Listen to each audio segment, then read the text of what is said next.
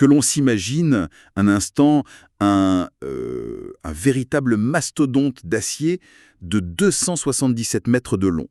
Totalement dépourvu d'équipage, c'est bien cela. C'est exact. Un navire ballotté par les vagues, au gré des courants, avec dans ses soutes 62 000 tonnes de gaz naturel liquéfié, une matière hautement inflammable, et 900 tonnes de diesel. Une véritable bombe à retardement flottante, disons-le. Absolument. Et ce navire dérive de manière erratique, s'approchant dangereusement des côtes européennes, sans que quiconque ne soit à la barre. Ce scénario n'est pas l'intrigue d'un film catastrophe, c'est la réalité glaciale qui s'est déroulée au large de l'Italie au début de ce mois. Tout à fait. Bonjour et bienvenue à notre audience pour ce bulletin d'analyse approfondie en ce lundi 30 mars 2026. Notre tour d'horizon d'aujourd'hui s'intitule « La Méditerranée devient une poudrière mondiale ». Un titre qui résume bien la situation. Oui, car nous allons disséquer de manière purement factuelle les événements critiques qui se déroulent actuellement entre l'Europe du Sud et l'Afrique du Nord. C'est une zone qui monopolise en ce moment l'attention de toutes les chancelleries internationales. Bonjour à tous. C'est en effet le théâtre d'une convergence sans précédent. Nous n'observons plus de crise isolée, mais bien une superposition de dynamiques climatiques extrêmes, de reconfiguration énergétique brutale et de manœuvres militaires. Avant de plonger dans les rouages de cette situation, il convient de préciser les outils qui rendent cette synthèse possible pour ceux qui nous écoutent. Ce bulletin est généré par Stylo News.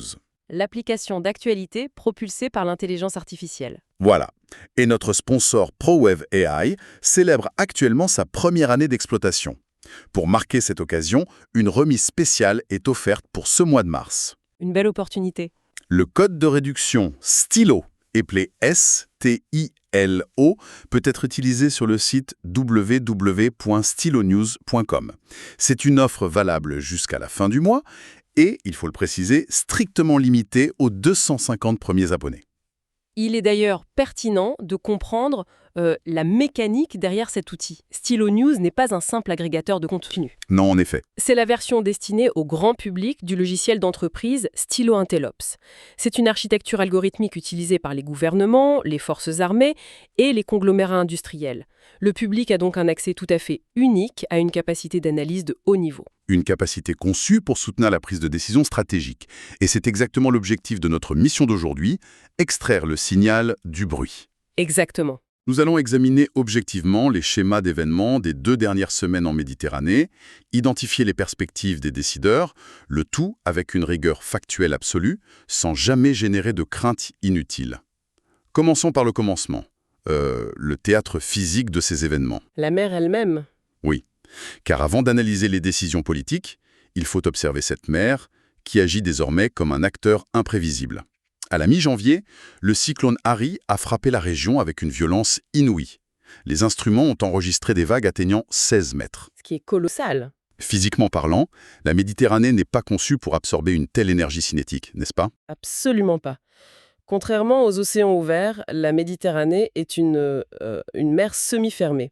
Lorsqu'un système dépressionnaire d'une telle ampleur s'y installe, l'énergie ne se dissipe pas. Elle rebondit en quelque sorte contre les côtes. Créant des conditions de navigation chaotiques. Et les conséquences humaines sont dévastatrices. Les données confirment qu'au moins 27 embarcations de migrants ont coulé au large de la Tunisie et de la Libye. Le bilan s'élève à environ 1000 personnes portées disparues. C'est une tragédie. L'Organisation internationale pour l'immigration alerte sur ce point, en rappelant l'aspect purement humanitaire de la crise. Et c'est là que le traitement de l'information devient complexe. Les sources que nous avons analysées présentent des lectures radicalement opposées de cette situation. D'un côté, des plateformes d'analyse politique classées à gauche, comme Nachdenkseiten, formulent une critique systémique. Oui, une critique des politiques européennes. Voilà. Leur argument est que la politique de dissuasion de l'agence européenne Frontex force mathématiquement les réseaux de passeurs à emprunter des routes de plus en plus longues et périlleuses. Et de l'autre côté de l'échiquier politique, nous avons le gouvernement italien de Giorgia Meloni. Qui défend une législation visant à instaurer un blocus naval. C'est cela. Mais techniquement parlant, et de manière purement objective, Comment impose-t-on un blocus naval face à des vagues de 16 mètres? C'est toute la limite inhérente à toute réponse purement sécuritaire face à des phénomènes naturels extrêmes. La perspective du gouvernement italien s'articule autour du principe de souveraineté territoriale pour casser le modèle économique des passeurs. Ce qui est une approche factuelle de contrôle des frontières. Oui, mais la réalité physique de la mer rend l'application de ce blocus extrêmement ardue. Nous nous trouvons face à un dilemme où le droit maritime international, qui impose le sauvetage en mer, entre en collision avec les impératifs politiques nationaux. Ce chaos institutionnel nous ramène directement au scénario que j'ai évoqué en introduction, celui du navire Arctic Métagaz. Au-delà du drame migratoire, la Méditerranée est engorgée par des acteurs clandestins d'une autre nature. La fameuse flotte fantôme. Exactement. L'Arctic Métagaz est un méthanier russe identifié comme faisant partie de cette flotte. Pour clarifier les choses pour notre audience, comment fonctionne concrètement cette flotte fantôme dans une zone pourtant très surveillée? Eh bien, le terme flotte fantôme désigne des navires qui opèrent en dehors des cadres réglementaires habituels, principalement pour contourner les sanctions économiques occidentales. Concrètement, ces navires désactivent régulièrement leurs transpondeurs AIS. Ce qui les rend invisibles sur les radars civils. Tout à fait. Ils multiplient les changements de pavillon et naviguent avec des assurances maritimes souvent opaques. Dans le cas de l'Arctic Métagaz, le 3 mars dernier, alors qu'il se trouvait au large de la Libye, il a été la cible d'une attaque par des drones maritimes de surface. Les conséquences ont été immédiates. Un incendie s'est déclaré à bord, entraînant l'évacuation en urgence des 30 membres d'équipage. Sur le plan des responsabilités, la Russie a formellement qualifié l'acte de terrorisme maritime. Et Moscou a pointé du doigt l'Ukraine. Oui, l'Ukraine qui, de son côté, a choisi de ne faire aucun commentaire, ce qui est son droit. Mais c'est la suite des événements qui interpelle. Abandonné, ce colosse chargé de gaz a dérivé vers les îles maltaises et italiennes. Giorgia Meloni et Robert Abela à Malte ont dû déclencher des cellules de crise. C'est une situation inédite. C'est presque un aveu d'impuissance.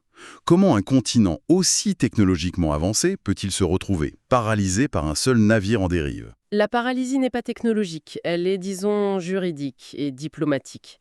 Intervenir sur un navire sous sanction appartenant à une puissance nucléaire sans l'accord explicite d'un équipage absent constitue un véritable cauchemar légal. Un vide juridique complet. Exactement.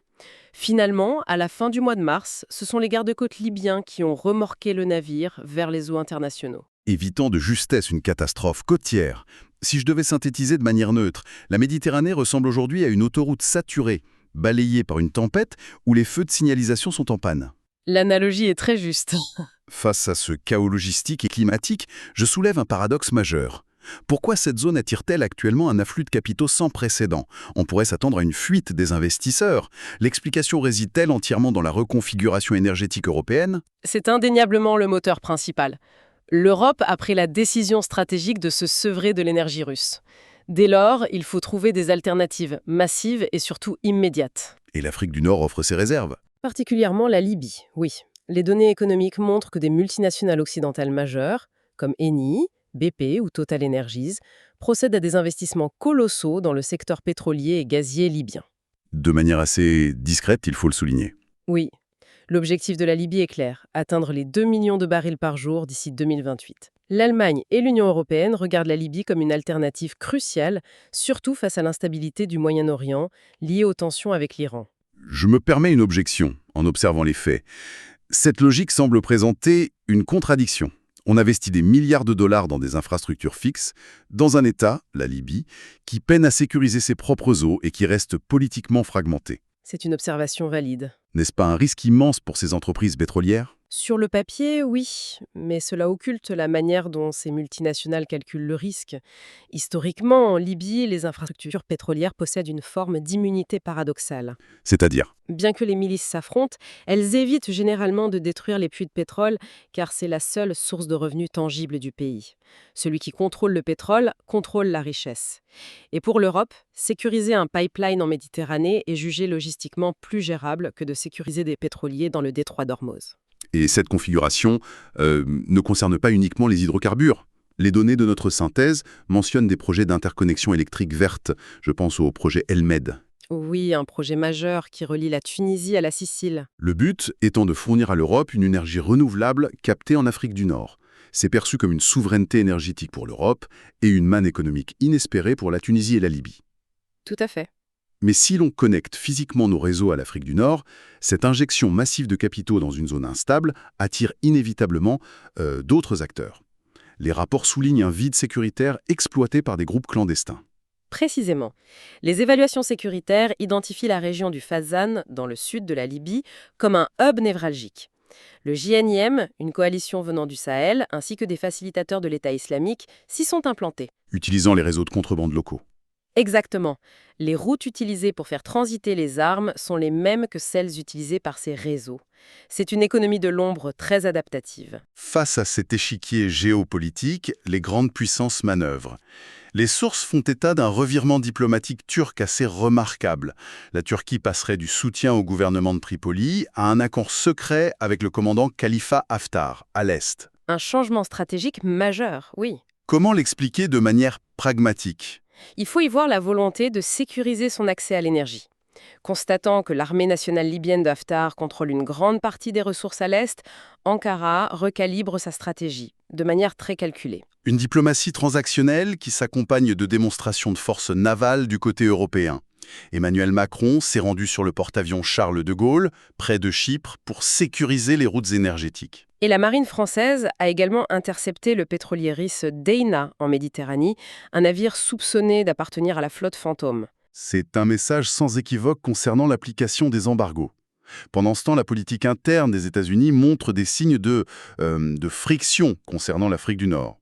On parle du remplacement potentiel de Massad Boulos par Steve Witkoff face à la stagnation diplomatique. Cette hésitation américaine a d'ailleurs des répercussions mesurables. C'est ce que révèle l'analyse des réseaux sociaux, notamment X, effectuée par l'outil Stylo News. Que disent exactement ces extractions de sentiments ? Les utilisateurs expriment une forte anxiété face aux tensions par procuration, notamment entre la Turquie et la Grèce ou Israël. On note aussi un scepticisme très clair à l'égard des puissances extérieures comme les États-Unis. Avec un désir d'autonomie pour l'Union européenne, si je lis bien les données ? Absolument. Le public en ligne demande une Europe stratégiquement indépendante. Sur la base de ces indicateurs, quels sont les événements que le public devrait surveiller dans les prochains mois, de manière tout à fait objective, sans céder à l'alarmisme ? Il faudra surveiller de près les infrastructures pétrolières libyennes. Des affrontements localisés de milices autour de ces sites sont probables. De plus, la densification du trafic militaire naval augmente statistiquement le risque d'incidents techniques en mer. Jusqu'ici, notre examen dresse un tableau très complexe. Pourtant, malgré ces tensions sécuritaires, les sociétés civiles d'Afrique du Nord et du sud de l'Europe démontrent une capacité de résilience inattendue. Je pense à la diplomatie par la santé. Oui, l'initiative de l'Ordre des médecins de Palerme et de l'Assemblée régionale sicilienne est remarquable. Ils ont renouvelé un accord de coopération sanitaire en Méditerranée, favorisant le réseau de transplantation et l'échange de connaissances.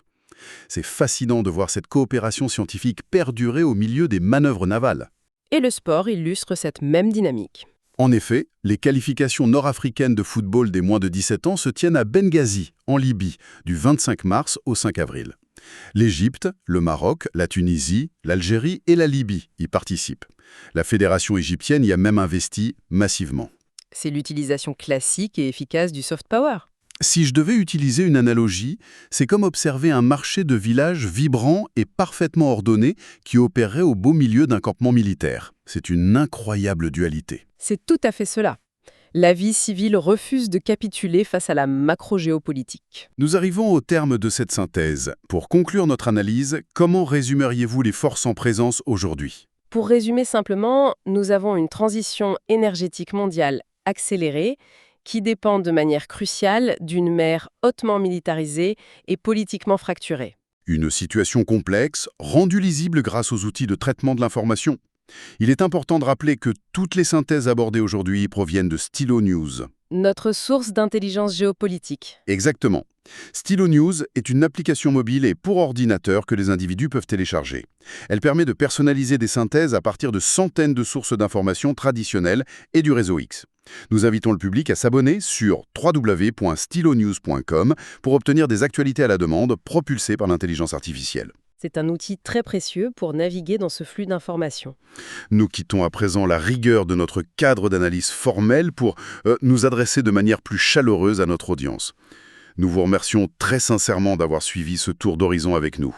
Merci pour votre attention, en effet. Nous invitons ceux qui nous écoutent à suggérer des sujets pour de futures analyses approfondies et bien sûr à suivre Stylo News sur vos réseaux sociaux favoris. Avant de clore ce bulletin, je crois que vous souhaitiez partager une dernière réflexion. Oui. Si une région peut simultanément abriter un réseau d'énergie verte transnational en plein essor, des manœuvres navales dignes de la guerre froide et un tournoi de football pour la jeunesse, eh bien, peut-être que nos définitions traditionnelles de ce qu'est la stabilité d'un État sont désormais complètement obsolètes. Une excellente piste de réflexion. La vraie question n'est plus de savoir comment stabiliser la Méditerranée de manière classique, mais comment le reste du monde va s'adapter à sa nouvelle normalité chaotique. Le constat est posé. Merci beaucoup pour cette expertise et merci au public de nous avoir accompagnés. À très bientôt pour un prochain bulletin d'analyse.